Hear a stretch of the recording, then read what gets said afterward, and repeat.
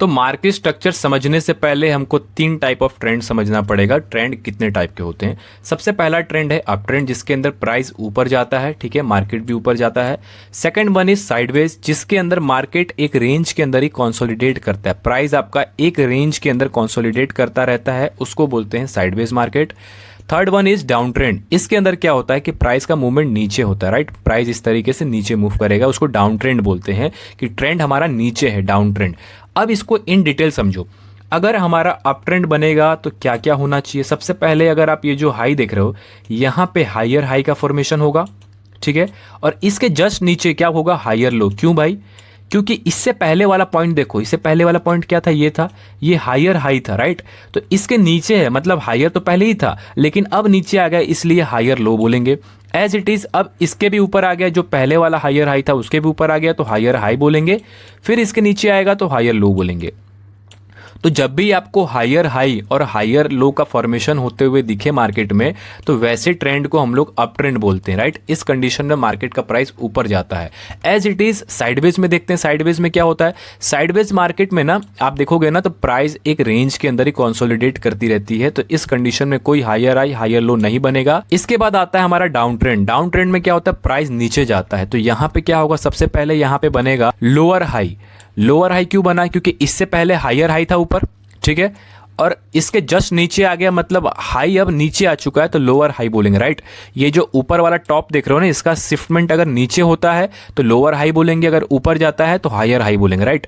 तो इसके नीचे क्या हो जाएगा भाई? लोअर लो हो जाएगा, बिकॉज ये ऑलरेडी नीचे आ चुका है, लोअर हाई बन चुका है। इसके नीचे जाएगा तो लोअर लो बोलेंगे, अगेन यहाँ पे लोअर हाई बनेगा एंड यहाँ पे लोअर लो बोलेंगे। आई होप आपको ये कंसेप्ट समझ में आ रहा होगा कि मार्केट स्ट्रक्चर किस तरीके से बनता है। सबसे पहले आपको वापस से बता दूं कि अप ट्रेंड के अंदर हायर हाई और हायर लो का फॉर्मेशन होता है तो अप ट्रेंड होगा। साइडवेज मार्केट एक रेंज के अंदर कंसोलिडेट करता है तो वहां पे कोई हमें मार्क करने की जरूरत नहीं है। डाउन ट्रेंड के अंदर लोअर हाई और लोअर लोज का फॉर्मेशन होता है तो ऐसे मार्केट को हम लोग डाउन ट्रेंड बोलते हैं, जिसके अंदर सेलिंग होती है। आई होप आपको इतना समझ में आया होगा। अब एक चीज को समझो कि मार्केट में आप ये जो ऊपर का देख रहे हो ना, ये स्विंग हाई होता है, this is called swing high, right, and this is called swing low. तो ये स्विंग हाई हो गया, ये स्विंग लो हो गया। अब एक चीज को समझो, फॉर एग्जांपल मार्केट इस तरीके से ऊपर जाता है, फिर यहाँ पे एक छोटा सा करेक्शन करता है, फिर मार्केट जाता है अपने इस लेवल को, मतलब अपने स्विंग हाई को ब्रेक कर देता है, राइट।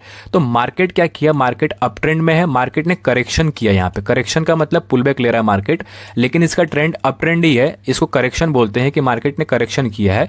उसके बाद एक इंपल्सिव मूव आया, राइट, इसको इंपल्स बोलते हैं। इंपल्स का मतलब अपने प्रीवियस स्ट्रक्चर को मार्केट ब्रेक करके एक नया स्विंग हाई लगा देगा, उसको इंपल्स बोलते हैं। आई होप आपको करेक्शन और इंपल्स के बीच में डिफरेंस समझ में आया होगा। करेक्शन का मतलब मार्केट अप ट्रेंड में है ना, तो करेक्शन क्या होगा? जब छोटा सा पुल बैक लगाएगा ना अपने अपोजिट डायरेक्शन मार्केट, इसको करेक्शन बोलते हैं। और जिस डायरेक्शन में ट्रेंड है उसी डायरेक्शन में अगर मार्केट कंटिन्यू करता है और अपने स्ट्रक्चर को ब्रेक कर देता है, स्विंग हाई को भी ब्रेक कर देता है, फिर यहाँ पे नया स्विंग हाई बनाता है, तो ऐसे सिचुएशन में ऐसे मूव को हम लोग इंपल्सिव मूव बोलते हैं, बुलिश इंपल्स बोलते हैं इसको, राइट। आई होप आपको ये मार्केट स्ट्रक्चर समझ में आया होगा। अब हम लोग समझेंगे break of structure and change of character क्या होता है, बहुत इंपॉर्टेंट पार्ट है। सबसे पहले ब्रेक ऑफ स्ट्रक्चर हम लोग BOS से भी लिखेंगे इसको शॉर्ट फॉर्म में। चेंज ऑफ कैरेक्टर को CHOCH से हम लोग डिनोट कर सकते हैं, राइट। उसके बाद देखते हैं, फॉर एग्जांपल यहाँ पे आपको देखने को ही मिल रहा है कि यहाँ पे अप ट्रेंड है, यहाँ पे काइंड ऑफ साइडवेज मार्केट है और इसके बाद डाउन ट्रेंड है, ठीक है। तो इस कंडीशन में ब्रेक ऑफ स्ट्रक्चर कहाँ पे है और चेंज ऑफ कैरेक्टर क्या होता है उसको समझते हैं। सबसे पहले मार्केट ने यहाँ पे एक स्विंग हाई लगाया, फिर यहाँ पे स्विंग लो लगाया, ठीक है, लेकिन उसके बाद एक इंपल्सिव मूव आता है, ठीक है, इंपल्स बुलिश मूव आता है और अपने प्रीवियस स्विंग हाई को ब्रेक कर देता है, तो यहीं पे बनता है ब्रेक ऑफ स्ट्रक्चर। ये जो लाइन देख रहे हो ना, जो मैंने मर्ज किया, इसको बोलते हैं ब्रेक ऑफ स्ट्रक्चर। मतलब मार्केट ने अपने स्विंग हाई को, प्रीवियस स्विंग हाई को ब्रेक करके एक नया स्विंग हाई यहाँ पे सेट कर दिया, तो this is called break of structure. As it is market again नीचे आता है, ठीक है, यहाँ पे करेक्शन हुआ, उसके बाद अगेन इंपल्स मूव आता है और अपने स्विंग हाई को वापस ब्रेक कर देता है, तो यहाँ पे बनेगा break of structure. I hope आपको ये कंसेप्ट समझ में आ रहा होगा। तो ये हमारा हो गया break of structure in uptrend. Range के अंदर कंसोलिडेट करता है तो इसके अंदर कुछ भी हम नहीं बनाएंगे, राइट, बिकॉज ये एक रेंज के अंदर कंसोलिडेट कर रहा है, यहाँ पे कोई ट्रेंड का डायरेक्शन ही नहीं है। उसके बाद देखते हैं उसके बाद क्या होता है। उसके बाद डाउन ट्रेंड में अगर आप देखोगे ना, तो सबसे पहली चीज, अभी तक मार्केट में अप ट्रेंड था, मार्केट ने यहाँ पे चेंज ऑफ कैरेक्टर किया, मतलब अपने डायरेक्शन को चेंज करने की कोशिश करता है ना, मतलब मार्केट रिवर्सल लेने का प्लान करता है, तो इस कंडीशन में बोलते हैं चेंज ऑफ कैरेक्टर, मतलब कैरेक्टर का चेंज हो रहा है। CHOCH यहाँ पे हुआ जो मैं लाइन बनाया हूँ। अगर मार्केट यहाँ पे चेंज ऑफ कैरेक्टर करता है, मार्केट पुलबैक लगाता है और ये पुलबैक अपने प्रीवियस हाई को ब्रेक नहीं कर पाता, ये एक अच्छा साइन होता है कि मार्केट हो सकता है यहाँ से नीचे जाए। अगेन मार्केट नीचे जाता है और ये जो अपना स्विंग लो था इसको ये ब्रेक कर देता है। This is called break of structure in downtrend. This is break of structure in downtrend. Again market ऊपर जाता है, अपने प्रीवियस स्विंग हाई को ब्रेक नहीं कर पाता लेकिन अपने स्विंग लो को ब्रेक कर देता है, तो डाउन ट्रेंड में इसको क्या बोलेंगे, break of structure. I hope आपको ये change of character and break of structure वाला कंसेप्ट आपको समझ में आया होगा। सिंपल है, बस इतना ही समझना है कि मार्केट में break of structure, change of character कहाँ पे हो रहा है, कौन सा ट्रेंड है, अप ट्रेंड है कि डाउन ट्रेंड है। आई होप आपको इतना समझ में आया होगा। चलो अब आगे बढ़ते हैं। तो अब हम बात करते हैं कि मार्केट स्ट्रक्चर के अकॉर्डिंग ट्रेड कैसे प्लान करना है, हाउ टू ट्रेड। मेरे पास दो सेटअप है जिसके ऊपर मैं काम करता हूं, आप भी बैक टेस्टिंग कर लेना, उसके हिसाब से आप ट्राई करना, राइट। सबसे पहले मार्केट स्ट्रक्चर के अकॉर्डिंग ट्रेड कैसे प्लान करना है। तो आपको सपोज दैट मार्केट कुछ इस तरीके से आपको प्राइस एक्शन दिखा के नीचे जा रहा है, फिर मार्केट हल्का सा पुल बैक लेके यहाँ पे आता है। आपको पता है कि यहाँ पे एक रेजिस्टेंस लेवल है, यहाँ से मार्केट गिर सकता है। मार्केट गिर भी रहा है कुछ इस तरीके से, इतना गिरा हुआ है बस, ठीक है। आपको सबसे पहले इंपॉर्टेंट जोन मार्क कर लेना है, कहाँ पे सपोर्ट है, कहाँ पे रेजिस्टेंस है, कहाँ पे लिक्विडिटी है, कहाँ पे ब्रेक ऑफ स्ट्रक्चर हो रहा है।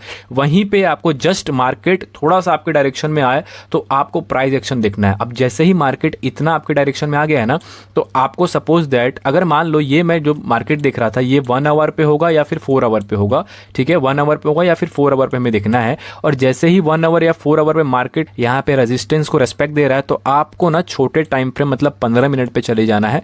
15 मिनट पे आपको सेलिंग का प्राइस एक्शन कुछ इस तरीके से दिखता है तो आप ट्रेड प्लान कर सकते हो। सेलिंग का मतलब क्या होता है कि प्राइस एक्शन आपका जो मैंने समझाया ना कि डाउन ट्रेंड में स्ट्रक्चर कैसा होना चाहिए, लोअर हाई लोअर लो, इस तरीके से अगर स्ट्रक्चर बन रहा है तो आप यहाँ पर ट्रेड प्लान कर सकते हो। स्टॉप लॉस को मेंटेन रखना और इसको होल्ड कर सकते हो। अगर मार्केट इसको रेस्पेक्ट देके नीचे गिर जाता है तो आपको ये ट्रेड मिलेगा, राइट। चलो नेक्स्ट पॉइंट समझते हैं, सप्लाई एंड डिमांड जोन कैसे काम करता है। फॉर एग्जांपल यहाँ पे मार्केट में बाइंग हो रही है कुछ इस तरीके से, ठीक है, इस तरीके से मार्केट में बाइंग हो रही है, ठीक है। तो कहीं ना कहीं से भी शार्प बाइंग होगी तो यहाँ पे काइंड ऑफ एक डिमांड जोन बन जाएगा, ठीक है, डिमांड जोन। मार्केट अगेन अगर इसके आसपास भी कहीं आता है तो अगेन आपको प्राइस एक्शन देखना है। थोड़ा सा प्राइस एक्शन देख के मार्केट में एंट्री बना लोगे। यहाँ पर भी क्या करना है, यहाँ पर भी आपको छोटे टाइम फ्रेम पे जाके प्राइस एक्शन देखना है कि क्या यहाँ पे हायर हाइस का फॉर्मेशन हो रहा है, तो हम यहाँ पे ट्रेड प्लान करेंगे। नो डाउट यहाँ पे स्टॉप लॉस भी जा सकता है बिकॉज हायर हाई बना के आपको दिखा तो रहा है अप ट्रेंड में हूँ, लेकिन लिक्विडिटी भी तो नीचे होती है। तो एक बार लिक्विडिटी लेगा उसके बाद वन डायरेक्शन ऊपर जाना होगा तो मूव करेगा।